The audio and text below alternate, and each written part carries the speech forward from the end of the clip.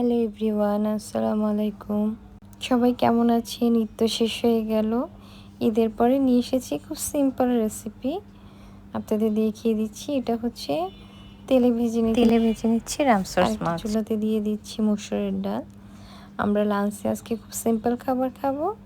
ডাল সিদ্ধ হলে তাতে দিয়ে দিচ্ছি লাউ দিয়ে সুন্দর করে এটাকে সিদ্ধ করে নেব।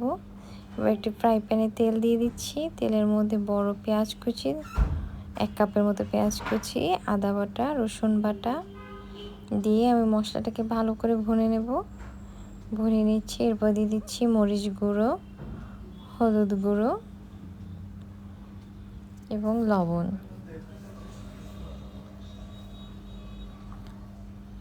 সব মশলা একত্রে দিয়ে সামান্য একটু পানি দিয়ে মশলাটাকে ভালো করে ভুনে নিচ্ছি। একদম পোলাও রোস্ট খেতে খেতে আর ভালো লাগছে না, এজন্য বরিশালে যেহেতু এসেছি, বরিশালে মাছের দেশ, তা আমি আজকে রান্না করছি। আপনারা জানি না কে কী নাম বলেন। এটা হচ্ছে, এটাকে বলা হয় রামসোর্স মাছ। আমি সেই মাছটাকে তেলে ভেজে নিয়ে এখন মশলাতে টমেটো দিয়ে, তারপর বেশি করে টমেটো দিয়ে পেঁয়াজ দিয়ে রান্না করছি। এটা আমরা একটু মাখা মাখা করে নেব। দিয়ে দিচ্ছি কাঁচামরিচ, ধনিয়া পাতা কুচি। আমার মাছটা কিন্তু হয়ে এসেছে। আমি ঢাকনা দিয়ে ঢেকে দিচ্ছি। দেখুন আম্মুর হাতের লাগানো সব গাছপালা কত সুন্দর লাগছে। আম্মু নেই অথচ সব কিছু ঠিক আগের মতোই আছে, সব চলছে। আমার মাছ রান্না কিন্তু হয়ে এসেছে। কত সুন্দর হয়েছে দেখতে, খেতেও কিন্তু বেশ সুস্বাদু হয়েছে। আপনারা এইভাবে রান্না করে খেয়ে দেখবেন, অনেক সিম্পল বাট ভীষণ মজার। এখন আমি আরেকটা রান্না বসিয়ে দিচ্ছি।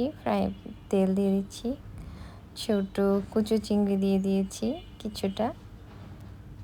এরপর দিয়ে দিচ্ছি রসুন কুচি আর হচ্ছে কাঁচামরিচ দিয়ে এটাকে মশলাটাকে ভুনে নিচ্ছি। সামান্য লবণ দিয়েছি। এবার দিয়ে দিচ্ছি পেঁয়াজ কুচি আর সামান্য হলুদ গুঁড়ো দিয়ে আমি চিংড়ি মাছটাকে ভুনে নিচ্ছি। যখন ভালোভাবে ভাজা হয়ে যাবে তখন দিয়ে দিচ্ছি আলু আর হচ্ছে পুঁই শাকের ডাঁটা। এটা দিয়ে একটু সিদ্ধ করে নেব। গরম পানি দিয়েছি, ভালো করে সিদ্ধ করে নিচ্ছি। সিদ্ধ হয়ে গেলে আমি শাকটাকে এটার সাথে দিয়ে দেব। এখন আমি একটি প্যানে পেঁয়াজ কুচি দিয়ে একটু ব্রেস্তা করে নিচ্ছি। এটাকে ভেজে নিয়ে আমার যে ডাল আর লাউটা ছিল সেটার সাথে আমি তড়কা দিয়ে দিয়েছি। এখন দিয়ে দিচ্ছি ধনিয়া পাতা। এদিকে আমার পুঁই শাকের জন্য পাত্র রেডি। হ্যাঁ, দিয়ে দিচ্ছি। এখন একটু ফ্রাই প্যানে তেল নিয়ে নিচ্ছি। আজকে অনেক রান্না করেছি একসাথে। আমার পুঁই শাকটাও কিন্তু হয়ে এসেছে। দেখুন কত সুন্দর হয়েছে। আমি মাছ ভেজে নিয়েছি। এটা হচ্ছে মৃগেল মাছ, অনেক বড় ছিল মাছটা। ভাইয়া আজকে সকালে বাজার থেকে নিয়ে এসেছেন। আমি এখন পেঁয়াজ কুচি, অনেকগুলো পেঁয়াজ কুচি দিয়েছি, দিয়ে তেল দিয়ে এটাকে ভেজে নিচ্ছি। পেঁয়াজটা যখন ভালো করে ভাজা হয়ে যাবে তখন দিয়ে দিচ্ছি আদা বাটা, রসুন বাটা। এটা দিয়ে মশলাটাকে ভালো করে ভুনে নিচ্ছি। যারা এখনও আমার ভিডিওতে লাইক করেনি প্লিজ একটা লাইক দিয়ে দেবে, এবং যারা নতুন আছে অবশ্যই আমার চ্যানেলটাকে সাবস্ক্রাইব করবে এবং পাশে থাকবে। দিয়ে দিচ্ছি হলুদ গুঁড়ো, মরিচ গুঁড়ো, লবণ এবং সামান্য পানি দিয়ে আমি মশলাটাকে ভুনে নিচ্ছি যাতে করে লেগে না যায়। আমি মাছটা যখন মশলাটা ভালো করে হয়ে আসবে, লেজটাকে আগে দিয়ে লেজ আর মাছের মাথা দিয়ে ভালো করে মশলাটাকে কষিয়ে নিব। মাথা লেজ হতে একটু সময় লাগে, মশলা ঢুকতে সময় লাগে, তাই এগুলোকে আগে দিয়ে আমি ভুনে নিয়েছি ভালো করে। দিয়ে দিচ্ছি পর্যাপ্ত পরিমাণ ফুটন্ত পানি। এবার আমি ভেজে রাখা মাছগুলো দিয়ে দিচ্ছি। বাসায় আমরা বেশ মানুষ আছি, তাই গল্প করতে করতে কিছু কিছু রান্না স্কিপ হয়ে গেছে, কেউ কিছু মনে করবে না। আমি দিয়ে দিচ্ছি কাঁচা টমেটো, জিরা গুঁড়ো দিয়ে দিচ্ছি। আমার রান্না কিন্তু আজকে অলমোস্ট ডান হয়ে এসেছে। সবাই আমার চ্যানেলটাকে সাবস্ক্রাইব করবে, সুন্দর সুন্দর কমেন্টস করবে। কে কী রান্না দেখতে চাও আমার কাছে প্লিজ কমেন্টস করে জানাবে। এবার দিয়ে দিচ্ছি কুচি করে রাখা ধনিয়া পাতা। আমার এই মৃগেল মাছ রান্নাটাও হয়ে এসেছে। মাছটা খেতে কিন্তু অনেক দারুণ হয়েছে। আমি আবার মাছটাকে উল্টে পাল্টে দিচ্ছি, একটু নেড়ে দিচ্ছি যাতে নিচে না লেগে যায়। মাছটা বেশ বড় তো, তাই একটু ভালো করে একটু সামান্য পরিমাণে গ্রেভি দিয়ে আমি এটাকে ভালো করে সিদ্ধ করে নিয়েছি। আমার রান্না শেষ, দেখতেই পাচ্ছ। আমি এখানে রামসোর্স মাছটা নিয়ে আসতে ভুলে গিয়েছি। এটা ছিল আমাদের দুপুরের খাবার, লাউ ডাল, পুঁই শাক আর হচ্ছে মৃগেল মাছ, রামসোর্স মাছ। এটা হচ্ছে রাতের ডিনারে আমার চাচার বাসার খাবারের আয়োজন ছিল। এটাও এখানেও বেশ কিছু খাবার ছিল, পোলাও, রোস্ট, গরুর মাংস, সব কিছু একসাথে। এরপরে আমি তৈরি করেছি মিডনাইটে।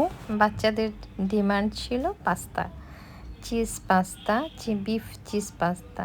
তার জন্য প্রথমেই ফুটন্ত পানি নিয়েছি, পানিতে দিয়ে দিচ্ছি লবণ। আমি এখন ম্যাকারনিগুলোকে ভালো করে সিদ্ধ করে নিয়েছি। প্যানে দিয়ে দিচ্ছি তেল আর রসুন কুচি। যেহেতু আমার বাচ্চারা পেঁয়াজ খেতে পছন্দ করে না, আমি রসুন দিয়ে করেছি এটাকে। তারপর দিয়ে দিচ্ছি কুচি করে রাখা টমেটো, এখানে 2-3টা পরিমাণ টমেটো হবে। দিয়ে আমি এটাকে ভালো করে সিদ্ধ করে নিচ্ছি। যখন সফট হয়ে আসবে টমেটোটা, আমি তখন এর ভিতরে বিফ কিমা দিয়ে দিব। আমি দিয়ে দিচ্ছি 1 কাপের বেশি পরিমাণ, এখানে বিফ কিমা ছিল, আমি সেটা দিয়ে দিচ্ছি রসুন, বাটা রসুন, আদা। এটাকে দিয়ে ভালো করে ভুনে নিয়েছি। আমার বিফটা কিন্তু ভালো করে সিদ্ধ করতে হবে। দিয়ে দিয়েছি soya sauce, tomato sauce, chilli sauce দিয়ে আমি ভুনে নিচ্ছি। দেখুন মাংসটা দেখতে কত সুন্দর লোভনীয় হয়েছে, খেতেও কিন্তু বেশ মজার হয়েছিল। দিয়ে দিচ্ছি লবণ। আমরা যেহেতু সয়া সস, চিলি সস দিয়েছি, সেজন্য লবণটাকে আমরা চেখে দিব পরে। আমার মাংসটা হয়ে আসলে আমি এক সাইড করে নিয়ে, যেহেতু হোয়াইট সস পাস্তা, আমি ময়দা দিয়ে দিচ্ছি 2 টেবিল চামচ। এটাকে ভালো করে ভেজে নিয়ে তারপর মাংসের সাথে মিক্স করে আমি দিয়ে দিচ্ছি গরম পানি। দিয়ে দিয়েছি 2 টেবিল চামচ গুঁড়ো দুধ। যেহেতু আমার কাছে লিকুইড মিল্ক ছিল না, তাই আমি গুঁড়ো দুধ দিয়ে দিয়েছি। এরপর দিয়ে দিচ্ছি চিলি সস। আমি এখানে বেশ কিছু পরিমাণ চিলি সস দিয়েছি। সেদ্ধ করে রাখা পাস্তাটাকে আমি বিফ কিমার সাথে দিয়ে দিয়েছি। এখন দিয়ে দিচ্ছি মোজারেলা চিজ। এখানে বাংলাদেশের প্রোডাক্ট চিজ দিয়েছি আমি, ভাইয়া নিয়ে এসেছিল স্বপ্ন থেকে। ব্যাস তৈরি হয়ে গেল আমার চিজ পাস্তা। খেতে কিন্তু এটা অনেক মজার হয়েছে, বাচ্চারা ভীষণ পছন্দ করেছে।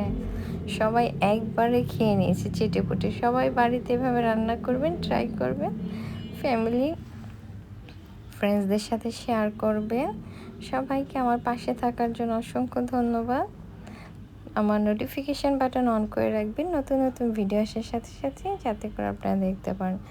সবাই আমাকে সাপোর্ট করার জন্য, পাশে থাকার জন্য ধন্যবাদ। ভালো থাকবেন, সুস্থ থাকবেন। সবাইকে আবার আসসালামু আলাইকুম।